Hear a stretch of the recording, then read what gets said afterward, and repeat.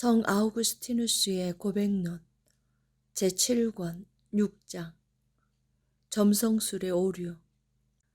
또한 그 무렵에 나는 점성가들의 거짓된 점술과 불경스러운 망언들을 벌이게 되었는데, 이것도 내 하나님이 나를 불쌍히 여겨주신 덕분이었음을 내 영혼의 기쁜 곳에서부터 고백합니다. 주님은 죽음이라는 것을 모르는 생명이시고, 스스로는 빛을 필요로 하지 않으시면서도 빛을 필요로 하는 영혼들에게 빛을 주시는 지혜이시며, 그 지혜로 만유를 통치하시되 바람에 흔들리는 나뭇잎까지도 주관하시는 분이시기 때문에 오직 주님만이 온갖 오류들 속에서 죽어 있는 우리를 생명으로 불러내실 수 있으십니다. 전에 내가 점성술에 푹 빠져 있었을 때 주님은 나로 하여금 한편으로는 대단히 지혜롭고 명밀한 노인이었던 빈디키아누스, 다른 한편으로는 놀라운 재능을 지닌 청년이었던 네브리디우스와의 격렬한 논쟁을 통해서 점성술을 고집하던 나의 마음을 흔들어 놓으신 적이 있었습니다. 그때에 빈디키아누스는 아주 단호하게, 그리고 네브리디우스는 아주 조금은 조심스럽게 내게 이렇게 말해 주었습니다. 장래 일들을 미리 내다볼 수 있게 해주는 기술이라는 것은 존재하지 않는다. 다만 사람들이 추측으로 하는 말들이 종종 우연히 맞는 경우가 있고, 많은 말들을 하다 보면 그 중에서 더러는 나중에 실제로 현실이 되는 경우가 있지만, 그런 말들을 한 사람들은 자기가 말한 일들이 나중에 실제로 그대로 일어나게 될 줄을 알고서 그런 말들을 한 것이 아니고, 단지 이런저런 말들을 하다 보니 그 중에 일부가 나중에 일어난 일들과 우연히 일치하게 된 것일 뿐이다. 그의 주님은 나를 점성술로부터 벗어나게 하시기 위하여 친구 한 명을 내게 더 붙여주셨는데, 그 친구는 점성술에 아주 조예가 깊은 사람은 아니었지만 호기심에 이끌려서 점성가들을 자주 찾아다니는 사람이었습니다. 그 사람은 자기는 아버지에게 들어서 점성술에 대하여 어느 정도의 지식을 갖고 있기는 하지만 점성술에서 말하고 있는 것들을 반박하여 뒤집을 만한 정도의 지식을 갖고 있지는 않다고 말했습니다. 그의 이름은 피르미누스였는데 고등교육을 받아서 교양을 갖추고 있기도 했고 수사학에 대해서도 꽤 공부를 한 사람이었습니다. 그는 나를 아주 친한 친구로 여겨서 점성가들이 별자리 운세라고 부르는 것을 비추어 보았을 때 자신의 세상적인 출세가 걸린 이런저런 일들이 앞으로 어떻게 되어갈 것 같은지를 내게 한번 봐달라고 요청했습니다.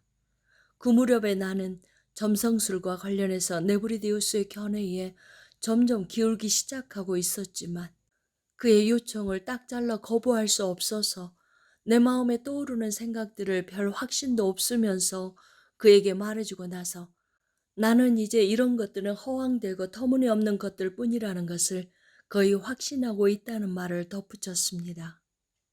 그러자 그는 자기 아버지도 점성술에 관한 책들에 지대한 관심을 가지고서 거기에 빠져서 산 적이 있었는데, 아버지에게는 자기와 마찬가지로 점성술에 푹 빠진 한 친구가 있어서 그 두 사람의 의기투합하여 함께 점성술을 연구하고 별자리를 관찰하다 보니 이 말도 안 되는 것에 완전히 빠져서 심지어 자기 집에서 기르던 말 못하는 가축들이 새끼를 낳아도 그 시간을 정확히 알아내고 그 시간의 별자리들의 배치도 알아내어서 점성술과 관련된 새로운 실험 증거들을 수집하기까지 하였다는 말을 내게 해주었습니다. 또한 그는 자기 아버지에게서 들은 것이라고 하면서 이런 얘기도 내게 들려주었습니다. 자기 어머니가 자기를 임신하였을 때 아버지와 함께 점성술을 연구하던 바로 그 친구의 여종도 임신을 했답니다. 아버지의 친구는 자기 집에서 기르던 개들이 새끼를 낳았을 때에도 새끼들이 태어난 일시를 아주 정확하게 기록해 놓는 그런 사람이었기 때문에 자기 집에 여종이 임신한 사실도 그의 눈을 피할 수 없었습니다. 이렇게 해서 자기 아버지는 자기 어머니를, 아버지의 친구는 자기 집 여종을 아주 면밀하게 관찰해서 정확히 어느 날 몇 시 몇 분에 아이를 낳는지를 알아냈는데, 공교롭게도 그 두 여자는 분 단위까지 똑같은 시간에 아이를 낳았습니다. 그래서 자기 아버지는 자신의 아들에게, 아버지의 친구는 자신의 종에게 똑같은 별자를 배정할 수밖에 없었고, 따라서 이 두 아이의 별자리 운세는 한치의 틀림도 없이 완전히 동일할 수밖에 없었습니다.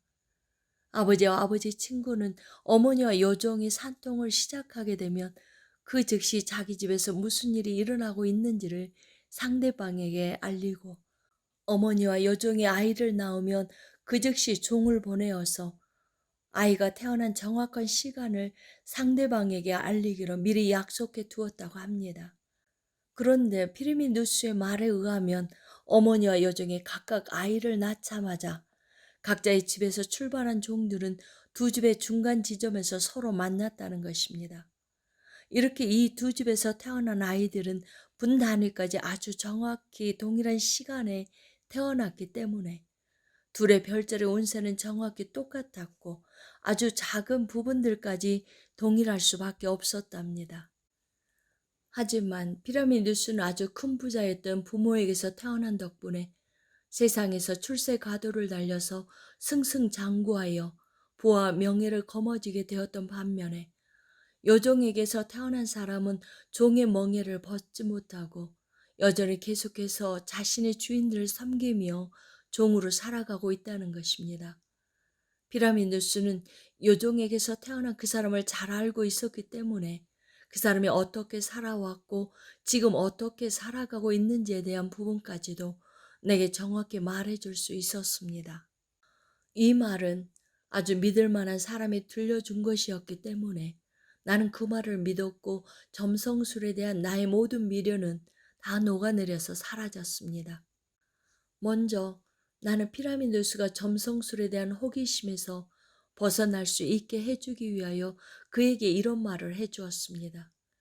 만일 점성술이 정말 옳은 것이라면 피라미누스가 내게 자신의 별자리 운세가 어떠냐고 물어온 경우에는 나는 그의 별자리만을 보고서 그의 부모님들이 사람들 사이에서 아주 유력한 분들이고 그의 가문이 그의 도시에서 명문가이며 그가 자유민으로 태어나서 제대로 교육을 받고 고등교육을 받은 사람이라는 것을 정확히 알아냈어야 하고, 반면에 피라미누스와 정확히 동일한 시간에 태어난 종이 내게 별자리 운세를 봐달라고 한 경우에는 피라미누스와 정확히 동일한 별자리 속에서 그 종이 비천한 부모님들 사이에서 태어나서 계속해서 종으로서 비천한 삶을 이어나갈 수밖에 없는 운세라는 것을 읽어내어서 피라미누스에게 말해 주었던 것과는 모든 반면에서 완전히 다르고 정반대인 말들을 그에게 해주어야 한다.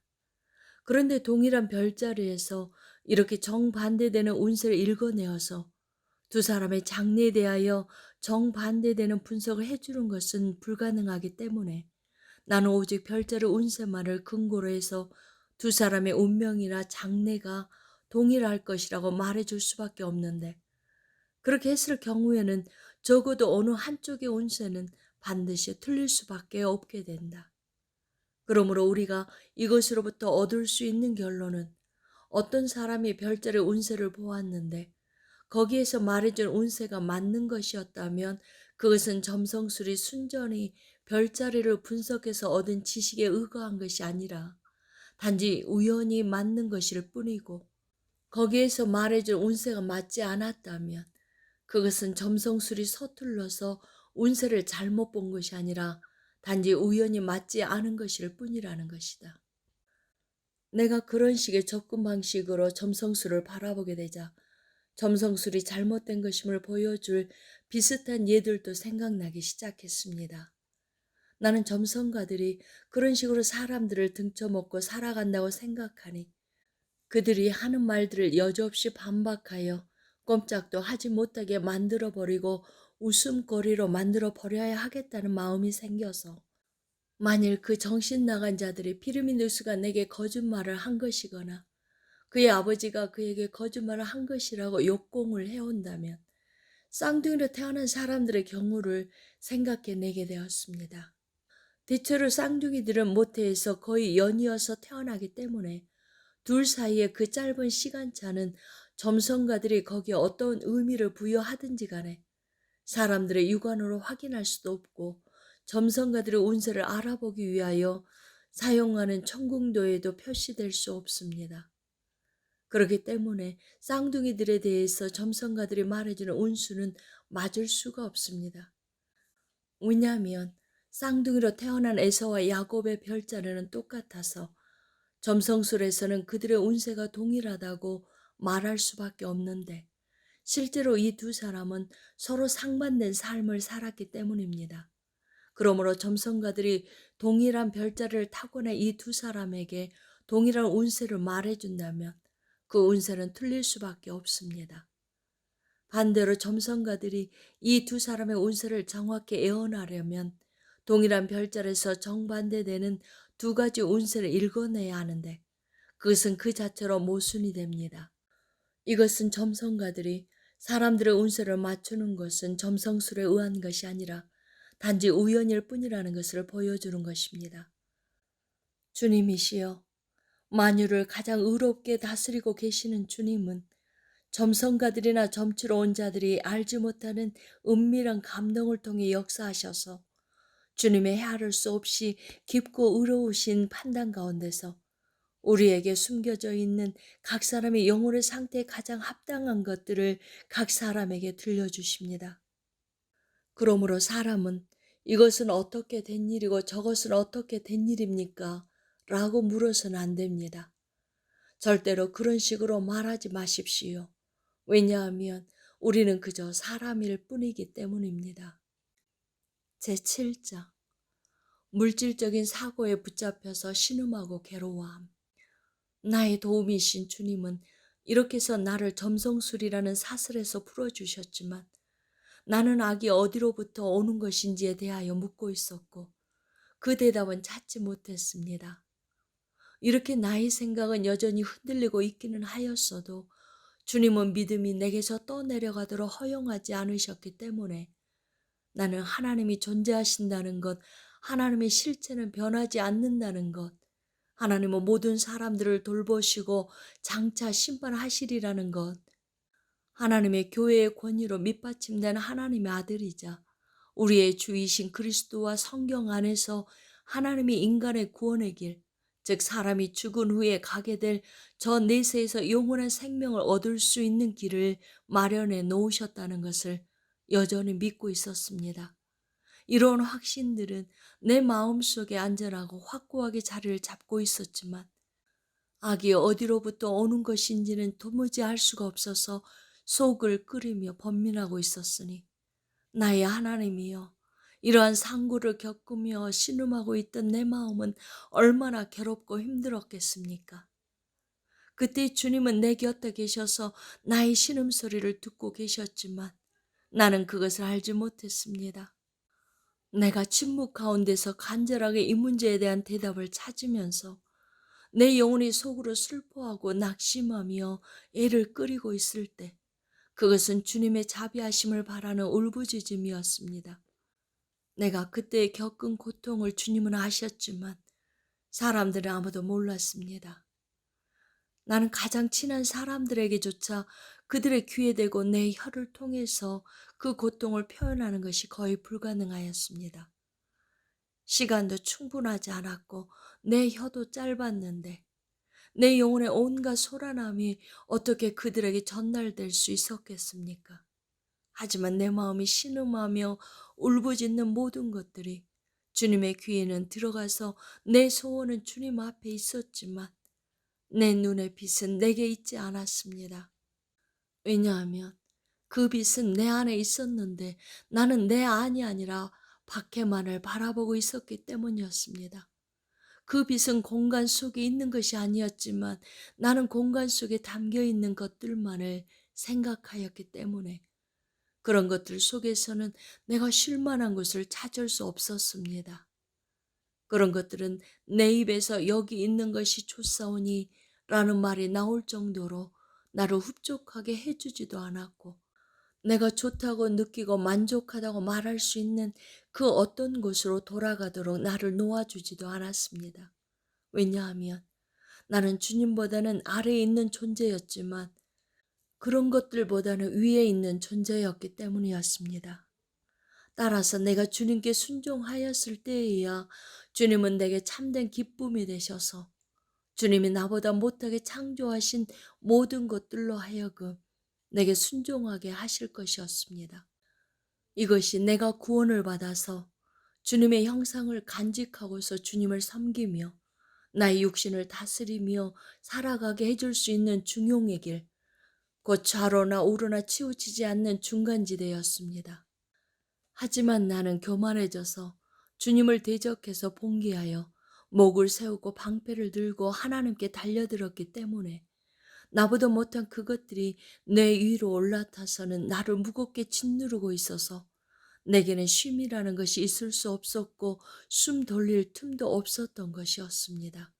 내가 눈을 뜨면 그것들은 사방에서 때를 지어 새까맣게 내게 달려들었고 내가 눈을 감고 생각이 잠기면 그것들의 영상들이 주님께로 돌아가고자 하는 나의 길을 가로막고서는 이 추악하고 더러운 자야, 네가 지금 어디로 가려고 하는 것이냐고 말하는 것만 같았습니다. 이 모든 것들은 주님이 내게 허락하신 상처로부터 생겨난 것들이었습니다. 왜냐하면 주님은 상처를 통해서 교만한 자를 낮추시는 분이시고 나는 마치 얼굴에 살이 너무나 부어올라 눈을 덮어버려서 볼 수 없게 된 것처럼 교만함으로 잔뜩 부어올라서 주님으로부터 떨어져 나온 그런 자였기 때문이었습니다.